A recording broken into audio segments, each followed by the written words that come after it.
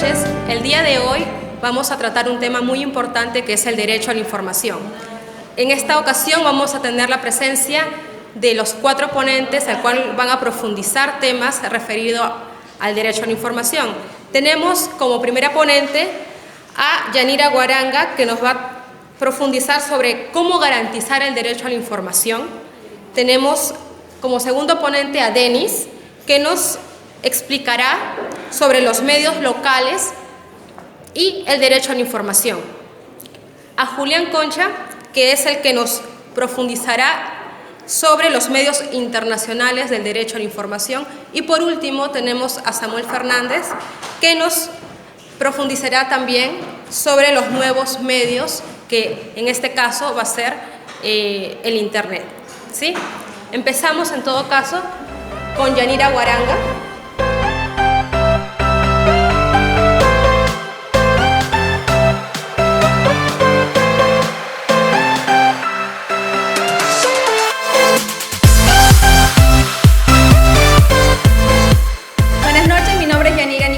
Ortega, y en esta ocasión me ha tocado hablar sobre el tema cómo se garantiza el derecho a la información. Teniendo en cuenta que el Perú ha quedado en el puesto 53 de 120 países en el ranking mundial del derecho a la información, este ranking se basa en un conjunto de libertades para medir la manera en cómo garantizar el derecho a la información, y se basa en las siguientes libertades, como es la libertad de acceder a información, la libertad de recibir información, que esta información se pueda difundir. Y este conjunto de libertades da pie a una serie de principios que se va a girar en torno al derecho de la información. Los siguientes principios son acceder a la información, recibir información, cómo se difunde esta información, algunas excepciones que se puede tener para el derecho a información y otros.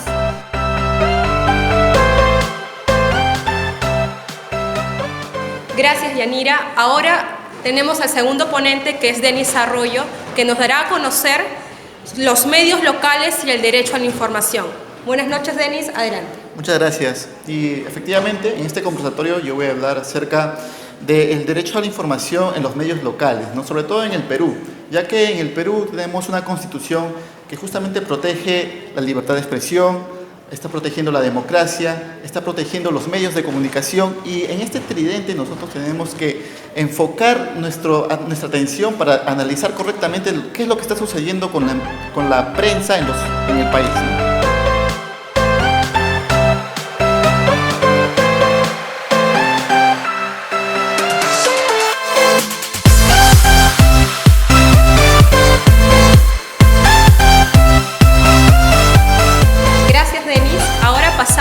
Con el tercer ponente de esta noche, que es Julián Concha. Él nos tratará un tema muy importante sobre los medios internacionales y el derecho a la información. Buenas noches, Julián, adelante. Gracias. En esta oportunidad vamos a recalcar el derecho a la información y los medios internacionales. Bueno, el derecho a la información, como todos sabemos, es un derecho universal que está reconocido en la Declaración de Derechos Humanos, tanto en la Constitución peruana. Y ahora el derecho a la información es que está reconocido, está como un derecho más avanzado en la sociedad. Ahora, los medios de comunicación que tienen una relación con los medios locales, hay grupos de medios de comunicación que tienen una preponderancia y hegemonía en determinados países, como puede ser en Argentina, que es el grupo El Clarín. En Brasil tenemos el grupo O Globo, que aglutina a la mayoría de los medios de comunicación, y así mismo tenemos en Estados Unidos, que son CNN, Cadena Fox. En Inglaterra tenemos la BBC Londres, que ahí es una particularidad, es algo llamado como medio público, ¿no? Y en el segundo bloque ya vamos a tratar de profundizar más ese tema. Gracias.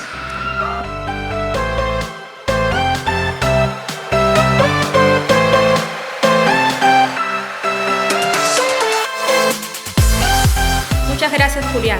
Ahora vamos a culminar con el cuarto ponente, que es Samuel Fernández, el cual nos tratará el tema sobre los nuevos medios enfocados en el Internet. Buenas noches, Samuel. Adelante.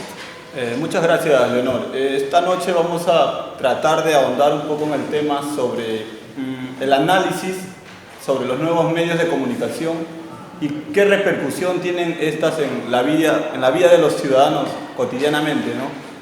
Vamos a ahondar tal vez o tratar de abarcar cómo han sido sus principios y cuáles son el camino que ha tomado, cuáles son los pros y los contras a su vez que esto genera en la sociedad, en los individuos, en los ciudadanos, ¿no?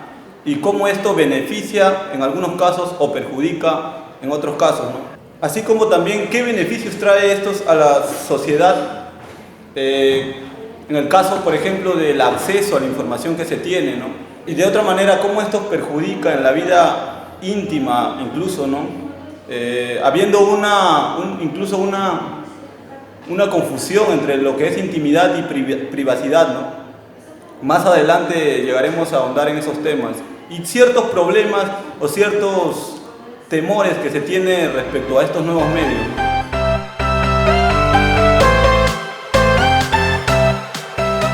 Muy bien, muchas gracias a los cuatro por habernos dado en un principio algunas luces sobre el contexto del derecho a la información en diferentes ámbitos. Haberlos escuchado a los cuatro ponentes, como moderadora entiendo entonces que el derecho a la información abarca dar y recibir información de calidad, producto de calidad. El derecho a la información, si bien es cierto, no es un elemento aislado, sino que hay que, de alguna u otra manera, enmarcarlo en un tema aún más grande, que es la democracia. Ahora, valdría la pena preguntarnos si en el Perú existe la necesidad, ha habido necesidad de que exista un medio público en la que podamos nosotros como peruanos expresar nuestras necesidades, nuestras falencias, nuestros reclamos, nuestros derechos, nuestras formas de pensar. Entonces, el derecho a la información, que es el tema de esta noche, va de alguna u otra manera moderar o, por otro lado, profundizar, porque la intención de esta noche es que nos vayamos a casa o después de haber visto este video, entendiendo la importancia del derecho a la información. No solamente seamos pasivos en cuanto a solamente recibir información, sino saber y exigir una información y producto de calidad.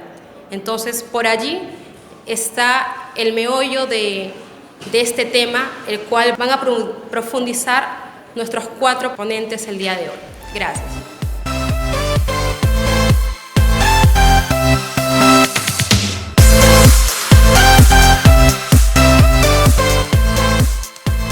Bien, Samuel, ahora nos interesa mucho escucharte sobre puntos relacionados a los nuevos medios, pero en especial queremos que nos expliques lo siguiente.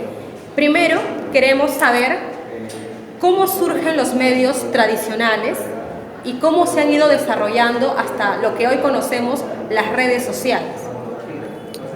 Bueno, para empezar a hablar de los medios tradicionales, debemos de dar cuenta que desde la invención de la imprenta surge una especie de información, ¿no? Si bien es cierto, una información incipiente que no llegaba a todos los hogares o a todos los ciudadanos, aunque en esa ocasión tal vez solamente la información llegaba a aquellos que eran considerados ciudadanos, ya que había una especie de clasificación social, ¿no? Pero en sí, el surgimiento de los nuevos medios se da a partir del siglo, o bueno, a fines del siglo XX, ¿no? En la cual los medios tradicionales deciden utilizar el término, la palabra, digamos, de digitalización o modernización, ¿no? En la cual estos elementos o esta tipificación de información llegó a ser realizado en una especie de PDFs, ¿no? Es decir, imprimían o bajaban toda la información en hojas tecnológicas, digámoslo, o digitales, ¿no? De la cual podía un ciudadano tal vez informarse. Si bien es cierto, esto tampoco llegaba a la mayoría de ciudadanos, pero fueron los primeros pasos que tuvieron los nuevos medios, ¿no? Y a su vez, se tiene que dar cuenta que estos medios o estos nuevos medios no surgen de manera espontánea, sino que es una extensión de los medios tradicionales, los cuales ya tenían una base bien cimentada, ¿no?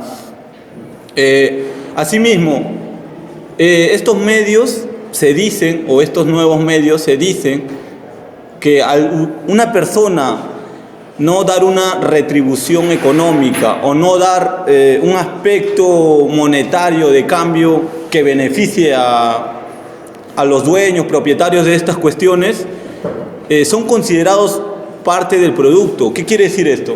Que, por ejemplo, Facebook, Twitter, Instagram, todas estas cuestiones o todas estas redes sociales son brindadas de manera gratuita. Pero ¿cómo se cobran estos propietarios, estos dueños de dichos medios? Con la acumulación de la información que nosotros estamos aptos a brindarlos. Si bien es cierto que en muchas ocasiones, tal vez con trampas engañosas que nos ponen las letras pequeñas, que incluso en muchas ocasiones ni siquiera llegamos a leer, ¿no? Simplemente damos el acepto y ya, con tal de estar o tener acceso a la red social, ¿no? La cual, por cierto, es la que dicen, ¿no? Que si fuera uno de un país, sería el país con muchísimos más ciudadanos que incluso la propia China. Respecto a lo que estás mencionando, ya estás ingresando a lo que son los usos de las redes sociales, ¿cierto? Claro. En este caso, estás de alguna u otra manera insinuando que uno de los usos de estos podría contravenir a lo que es el derecho a la privacidad. ¿Podrías explicarnos en este caso o profundizar sobre este punto, que es muy polémico de por sí a nivel nacional e internacionalmente? Claro, para entender esta cuestión de la privacidad o incluso la intimidad, ¿no? Tenemos que dar cuentas a la existencia de unos llamados cookies que existen en Internet, ¿no? En las cuales muchas veces nosotros también, por ejemplo en mi caso, ¿no? Doy la pita o doy a aceptar a los cookies para que me dejen leer la información, ¿no?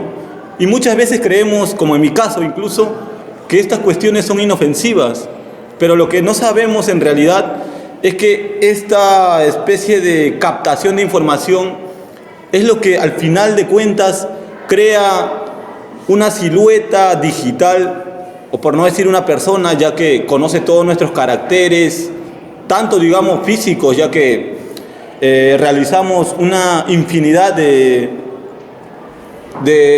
intercambios, tal vez digitales, imágenes y todo respecto a nuestras personas, ¿no? Pero ¿cómo pueden crear así, cómo pueden tener nuestra identidad prácticamente?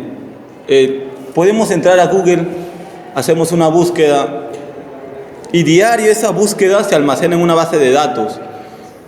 Y toda esta base de datos captada a lo largo de nuestra vida, que hemos llegado a tener acceso al Internet, van creando información y se van transmitiendo o difundiendo entre ellos. Incluso se dice que estos nuevos medios hacen un intercambio o una venta de información, ¿no?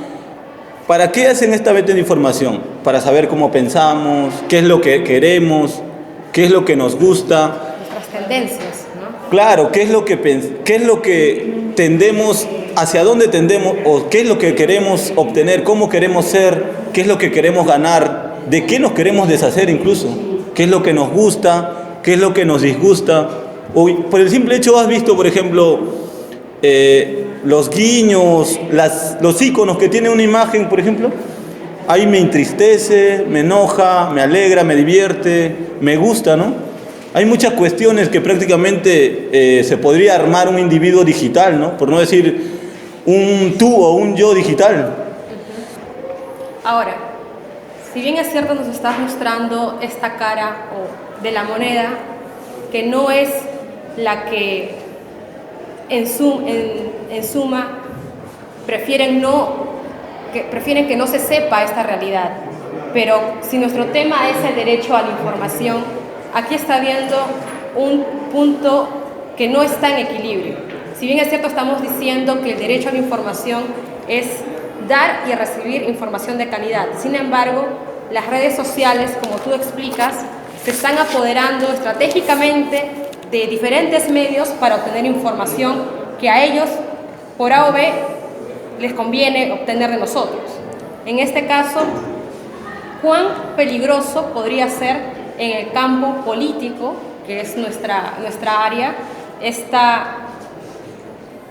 este robo de información que sin consultar, porque de alguna u otra manera vendría a ser un delito, no se nos está consultando directamente, no se nos está dejando una opción. En este caso, tú nos comentas que simplemente es acepto darte la información a cambio de no sé en qué mundo me estoy metiendo. Entonces, en el campo político, ¿cuán peligroso podría ser respecto a las redes sociales la información que nos están pidiendo? Para seguir ahondando en el tema, incluso podríamos decir que el ingreso al Internet no es para nada seguro, ¿no? Ya que se dice que ni entrando en modo incógnito se está seguro, ya que toda esta información es guardada. Además de ello, debemos agregar que el término de privacidad e intimidad no está bien definido. La privacidad es una creación abstracta, por decirlo, es un término casi utópico. Nunca ha existido la privacidad, siempre hemos sido prácticamente públicos, no al ojo público, pero públicos para la comunidad, para la sociedad, ¿no?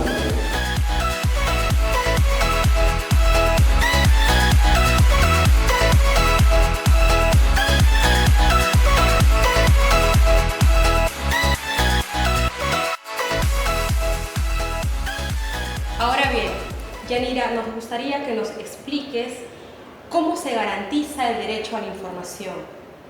Que necesitamos también saber si existen principios para esto o de repente no hay necesidad de incluir estos dentro del tema del derecho a la información. Muchas gracias, Leonor. Para responder tu pregunta, sí, es necesario un conjunto de principios para garantizar este derecho a la información. Por ejemplo, hay principios como el principio de la transparencia, que consiste en que todo ciudadano tiene la disponibilidad de un conjunto de información y que esta información esté libre de manipulaciones. Cabe resaltar que también la información debe ser entendida para todos los ciudadanos. Otro principio muy fundamental es el principio a la publicidad.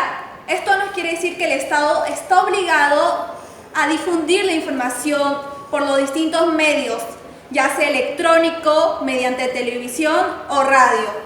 Otro principio fundamental es el principio de calidad de la información, lo que nos quiere decir de que la información brindada tiene que ser veraz y los que proporcionen esta información tienen el derecho de averiguar que dicha información sea veraz y que también sea de calidad. Otro principio es la facilidad del acceso a la información. El Estado tiene que brindar una facultad para que el individuo se le facilite el recibir la información de acceso público. También el Estado debe proporcionar los medios para que personas con habilidades especiales puedan recibir esta información. Cabe resaltar que el derecho a la información también tiene excepciones. Es decir que, si bien es cierto, el derecho a la información es algo fundamental para las personas, también hay otros derechos que se deben respetar, como es el derecho a la libertad de la vida, el derecho a resguardar la integridad de cada persona y el derecho a la información no debe vulnerar estos. Bien, Yanira, ahora, si bien es cierto, hace un momento nos has comentado y has hecho énfasis en cuanto al derecho de la privacidad del individuo. Sin embargo, voy a hacerte esta pregunta directamente y necesito que nos respondas con toda sinceridad. ¿Realmente los medios de comunicación respetan este derecho de privacidad de las personas? ¿O es una norma en ley muerta, podríamos decir? ¿Cómo podrías tú defender o podrías explicarnos respecto a ello? Prácticamente se ha observado de que los medios de comunicación no respetan los derechos de las personas y mucho menos el derecho a la privacidad de la persona. Se ha observado de que los medios prefieren vender información, incluso esta información puede llegar a ser de baja calidad. Por eso es muy importante de que el Estado peruano establezca un medio público. ¿Qué quiere decir esto? De que es necesario establecer un medio donde las personas que lo integren representen los intereses de los sectores de la sociedad y que no respondan a intereses del gobierno.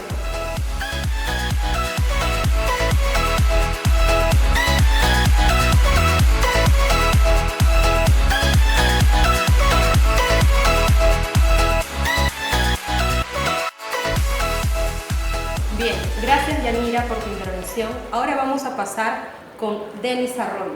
Y la pregunta que va dirigida es respecto si has identificado a nivel nacional, podríamos decirle, alguna empresa que concentre a estos medios de comunicación de manera masiva. ¿Existe un medio de comunicación a nivel nacional que pueda concentrar estos? En realidad, esto es un debate muy grande, no solamente acá en el Perú, sino en otros países, pero me voy a concentrar acá en lo que pasa en el Perú.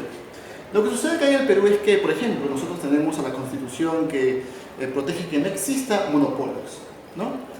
Pero en la realidad, lo que nosotros vemos cuando vemos las cifras del Grupo del Comercio, por ejemplo, que tiene el 78% de audiencia, nos damos cuenta que de repente se está generando un monopolio en cuanto a los medios de comunicación. Esto ya fue denunciado no solamente por el otro grupo opositor, que es La República, sino también por 8 periodistas también que vieron que se está concentrando los medios de comunicación. Entonces, nosotros nos preguntamos, ¿realmente se está cometiendo acá esta monopolización de la prensa? Y para ello, pues tenemos que revisar justamente qué es lo que nosotros entendemos primero por concentración. Si realmente se está concentrando estos grupos de poder en la prensa. Y para eso me gustaría hablar de, por ejemplo, de Lorenz, ¿no? Lorenz es un doctor, bueno, para su tesis de doctorado, que lo hizo en la Universidad de Barcelona. Él habló de varios tipos de concentración. Y ahí mencionó que existe la concentración privada, concentración de mercado, pero también un especial énfasis en la concentración de audiencia. Y entonces lo que vemos es que acá en el Perú, al parecer, como en muchos otros países de Latinoamérica, y no solamente acá en Latinoamérica, sino también en Europa, solamente que ahí de repente hay un poco más de regulación, pero lo que sucede acá es que eso se está dando. Según Lorenz, nos estaría diciendo que acá hay una suerte de concentración de audiencia. Entonces, es el Grupo del Comercio que tiene este 78%. Pero ellos, lo que alegan, ellos dicen, pero nosotros solamente tenemos en números 8 diarios aproximadamente, ¿no? Pero en el Perú existen como 100 diarios.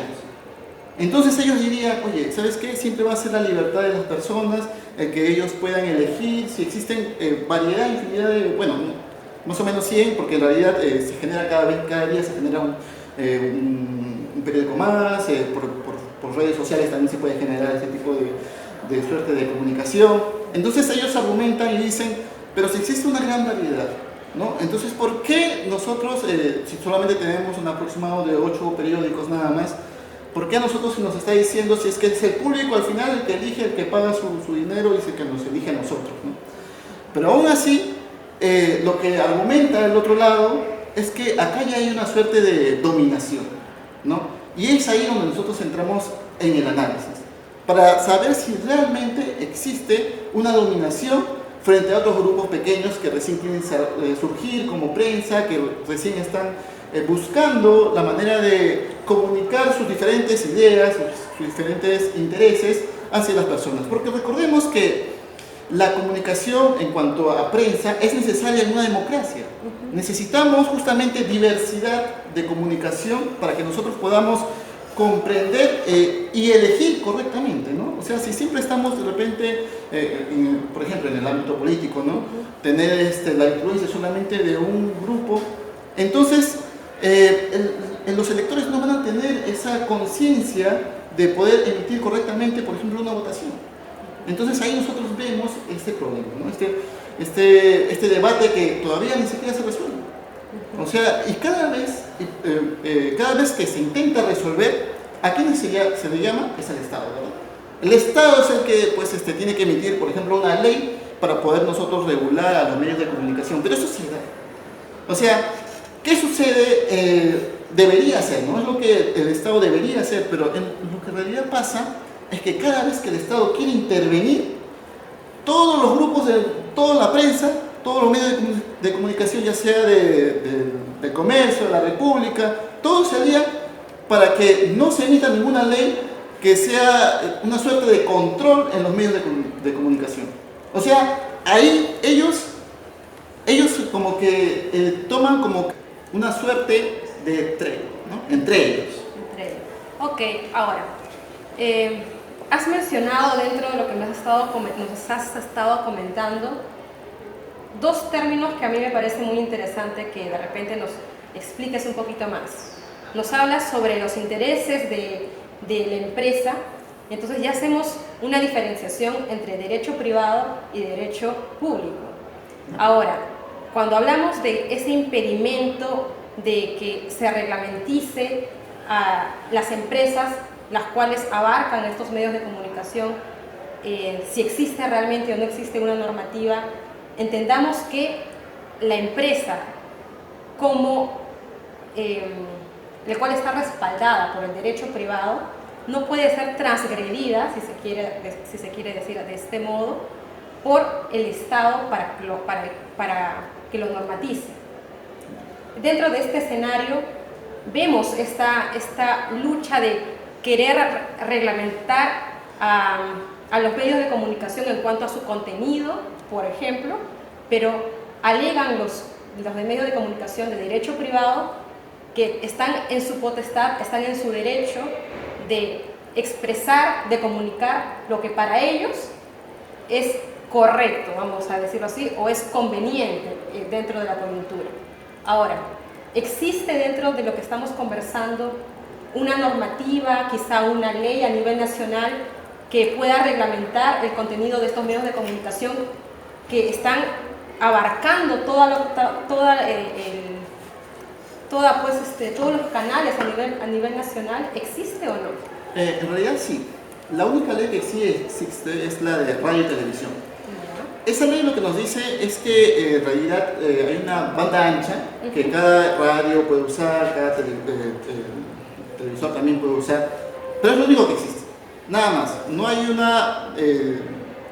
se quiere decir, un control entre ellos, solamente que ellos pueden usar esta banda ancha. ¿Cómo lo pueden usar? Está en esa ley. Lo que sucede es que, por ejemplo, esta misma ley que es parecida a, por ejemplo, a otros países.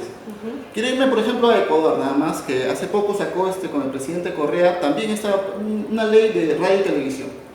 Ellos decían que el 33% de esta banda tiene que ser usado para la radio, 33% por el gobierno y el otro 33% sería para los medios común, ¿no? Que nosotros, así como lo está explicando nuestra exponente acá, Yanira, es los medios públicos, ¿no? O sea, ellos ya están generando una suerte de otra forma, otro camino para expresar ideas, que son los medios públicos. Pero nosotros acá no tenemos eso. Entonces, eso es un ejemplo de cómo de repente podríamos nosotros acabar con con este problema, ¿no? Con esta monopolización de la prensa, ¿no? Con una normativa. Con una normativa, pero que se genere justamente también los medios públicos, así como lo está haciendo Ecuador, también Argentina también tiene algo parecido. Y una forma que nosotros también podemos buscar una solución a este inconveniente con la prensa, en esta búsqueda de solución sobre la monopolización, es que nosotros podemos buscar entre los protagonistas de esta historia. ¿Y quiénes son ellos? Son los periodistas. Ellos son en realidad los que mueven la prensa. Entonces, si por ejemplo salen a denunciar, en este caso se reunieron 8 periodistas para poder hacer la denuncia, una acción de amparo en realidad fue, para que la corte o juzgado pueda intervenir en estos asuntos. Entonces, de repente es a ellos a los que debemos preguntar cuál es la correcta solución, porque ellos también son los entendidos en el tema y a veces se los menosprecia. O sea, es justamente como una suerte de los poderes de la propia empresa los que están socavando la voz de esos periodistas, ¿no? Creo que una forma también de solucionar esto es preguntarles a justamente los empleados qué es lo que debemos hacer para que ellos también puedan ofrecer una información de calidad, porque si no siempre van a estar pendientes de lo que dice un grupo de empresarios, ¿no? Y eso es lo que no queremos, ¿no? Queremos una información de calidad. O sea, estás resaltando la autonomía del profesional en ciencias de la comunicación, Así en es. periodismo. Así Gracias.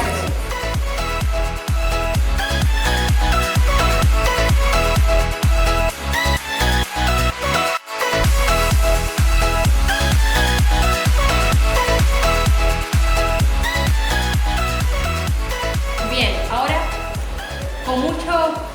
con mucha espera vamos a escuchar a Julián sobre los tipos de medios. Ahora nos puedes explicar y ahondar en esto que hemos estado esperando durante varios minutos, por favor, Julián. Muchas gracias. Acotando lo que estaba diciendo Denis sobre los medios públicos, en los medios de comunicación están en dos segmentados, ¿no? Los medios privados y los medios públicos o gubernamentales, que lo llaman. Y la tercera opción es que todo el mundo en la democracia anhelamos a tener medios públicos, ¿no? Pero los medios privados están, como dice, tienen una preponderancia a nivel, como en el Perú, como en Sudamérica, como en Europa también, ¿no? Argentina tiene un medio público privado que es el Clarín, que acapara la mayor cantidad de medios, tanto escritos, televisivos o digitales. Igualmente tenemos también Brasil, los medios, O Globo, la cadena O Globo, que concentra también la mayor cantidad de medios. Pero hay un detalle que es en Inglaterra, ahí tenemos BBC, que es considerado como medio público, donde la ciudadanía tiene una participación más democrática, más plural, de recibir la información, ¿no? De cultura, de educación o de varios aspectos que pueden interesar a la comunidad, ¿no? Al ciudadano inglés.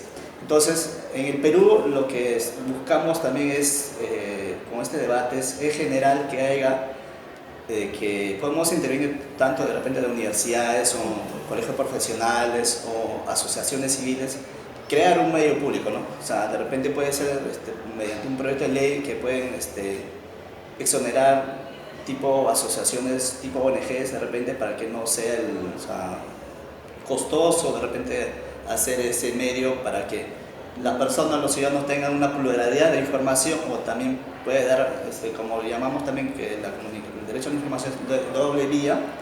Entonces, tanto podemos generar información, ¿no? para nuestros... Hacer llegar a los que realmente no ciudadanos escuchados, quizás, ¿no? Entonces, de repente el tema educativo, tema de política, o cultura, de acuerdo a su arte, de repente, ¿no? Entonces, eso es lo que buscamos, curiosamente, es que haya un medio público para que haya democracia y la ciudadanía reciba, pues, una información más plural.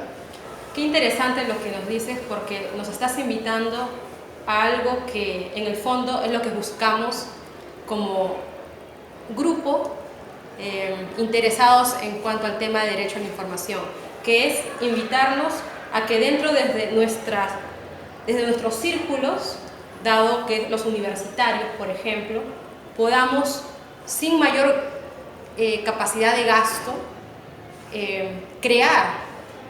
tenemos la capacidad de poder crear medios que puedan facilitar esta información a quienes realmente deberían informarse, ¿no?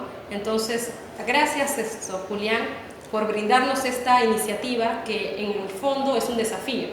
Universidades a nivel nacional no creo que sea un tema lejano. Yo creo que independientemente son grupos de jóvenes los que están interesados, y creo que este es una muestra de ello. Gracias, Julián.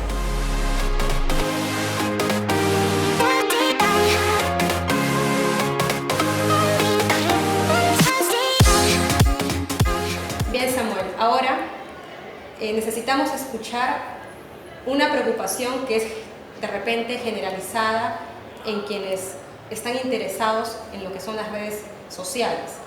¿Existe o cuáles son las posibles preocupaciones que puede desencadenarse en cuanto a los medios, a los nuevos medios de comunicación, entendiendo a estos las redes sociales?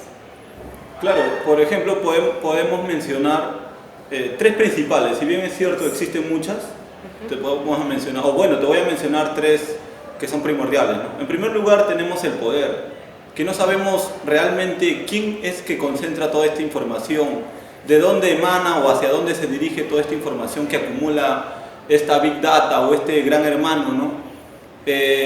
Tal vez muchas veces pensemos que estamos seguros, pero tal vez muchas veces también hay personas que piensan que no están seguros, ¿no?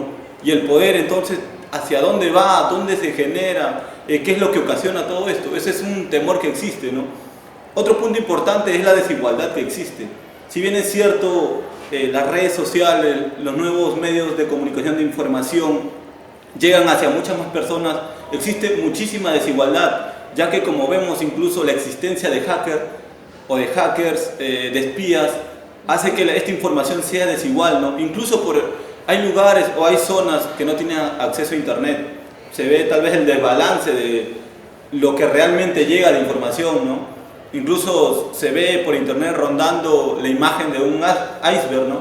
Que solamente vemos la punta, pero en realidad no vemos todo el cuerpo entero del iceberg, ¿no? Y por último es la violación o la intimidación, y por último vemos la vulneración tal vez del aspecto de la intimidad, que muchas veces creemos que toda la información es segura, está adecuadamente oculta, está adecuadamente guardada, ¿no? Pero nuestra intimidad muchas veces es vulnerada. Tal vez una foto mía esté circulando por otro lugar, no lo sabemos. Tal vez una foto tuya esté circulando en otro lugar, en otro país, donde sea, ¿no? Y respecto a esto último, ¿alguna recomendación quizá ante este temor de que nuestra información esté siendo utilizada para N cosas, el cual desconocemos? ¿Cómo, si bien es cierto, mencionas este temor al brindar información, lo que te estoy pidiendo es una recomendación a aquellas personas que, aún con juicio, o aquellos que sin tenerlo, regalan esta información? ¿Cuál es tu punto de vista? ¿Cuál es tu recomendación para estas personas? Respecto a esto, considero yo que hay solamente dos opciones, ¿no? O entrar al mundo o no entrar en él. Y si entramos al mundo, quiere decir que tenemos que aceptar las condiciones. Y en el peor de los casos, no entrar al mundo es estar alejado de ello, ¿no? Ya que no vamos a poder comunicarnos por las redes sociales, no vamos a poder informarnos lo que ocurre tal vez en los periódicos cibernéticos, en las cuestiones cibernéticas, ¿no? Y en todo caso, si es que entramos al mundo, decidimos poner el aceptar, el sí acepto, tenemos que ser conscientes de que tal vez estamos brindando la información, ¿no? Tenemos que leer, como dicen, las letras pequeñitas en las cuales tal vez muchas veces no nos fijamos y simplemente damos a aceptar. Pero sobre todo tenemos que tener conciencia de que tal vez nuestra información está rondando en muchos lugares donde ni siquiera nos imaginamos, ¿no? A lo que dices, de repente, si la pregunta es esto, me regresas la pregunta, podría yo recomendar dar la información básica, datos como fecha de nacimiento, que obligatoriamente, por ejemplo en Facebook, te solicitan nombres y hay que dar nada más. Por ejemplo, claro. Esta inscripción te permite a ti, ya inscrito, visitar diferentes páginas. El detalle es cuando constantemente y voluntaria e inconscientemente, paradójicamente, incluimos información sin ni siquiera saber el por qué nos los están pidiendo. Así que recomendación personal, esta recomendación no es generalizada, es simplemente dar la información lo más básico posible y lo mínimo posible. ¿Sí? Gracias, amor. Muchas gracias a ti.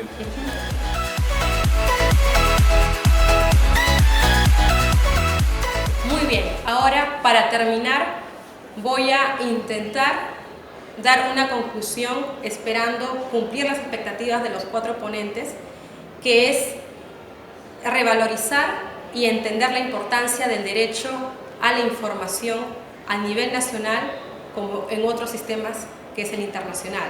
En ese sentido, el derecho a la información dentro del sistema democrático nos va a ayudar a construir democracia. Así que una forma de construir lo que estamos queriendo impartir en esta exposición es el medio público. Justamente lo que nos ha explicado Yanira, nos ha recordado también Denis, es que el medio público es el mecanismo para que el país pueda expresar sus ideas en libertad y transparentes. Muchas gracias.